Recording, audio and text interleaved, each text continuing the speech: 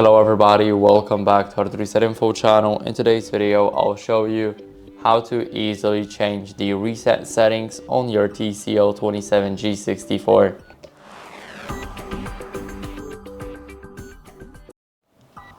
So first, what we want to do is we want to go over to the menu. So click the black button here. Now let's go to menu, and here let's go over to setting.